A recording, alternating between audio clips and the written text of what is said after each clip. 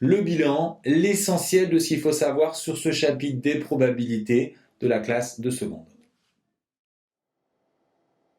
Quand on construit un arbre, il faut bien faire attention de placer les événements au bout des branches et les probabilités sur les branches. La probabilité d'avoir un résultat comme pile, pile, pile, c'est-à-dire d'obtenir pile, et puis pile, et puis pile, s'obtient par des multiplications, parce que vous devez savoir que et puis se traduit par une multiplication. La probabilité d'avoir ce résultat, ou bien celui-ci, ou bien celui-là, vous devez savoir que ou bien se traduit par une addition. Si les différents événements sont équiprobables, on peut aussi calculer une probabilité en comptant le nombre de cas favorables et en le divisant par le nombre de cas possibles, mais uniquement si les événements sont équiprobables. Maintenant, que faire quand l'arbre devient trop compliqué?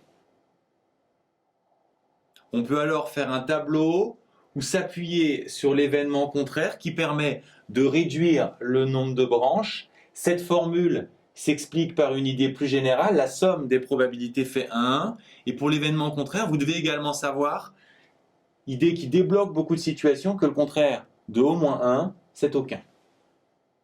Enfin, dans certains cas, on enchaîne tout simplement les probabilités en se souvenant bien que et puis se traduit par des multiplications et ou bien par des additions. C'est typiquement le cas des problèmes de cartes et d'urnes. Dans les problèmes avec des cartes ou des urnes, on n'est pas obligé de faire un arbre. Par contre, il faut faire très attention aux conditions. Est-ce qu'il y a remise ou pas? Et est-ce que l'ordre est imposé ou libre? On a également vu des problèmes très différents avec inter et union. On a alors une formule incontournable, P de A union B égale P de A plus P de B moins P de A inter B, qu'on enlève parce qu'on les a comptés 2 fois. Ces problèmes, on peut les résoudre soit avec un diagramme de Venn, soit avec un tableau croisé. Et on vous demande, dans ces exercices, de savoir interpréter les écritures avec le symbole union et le symbole inter.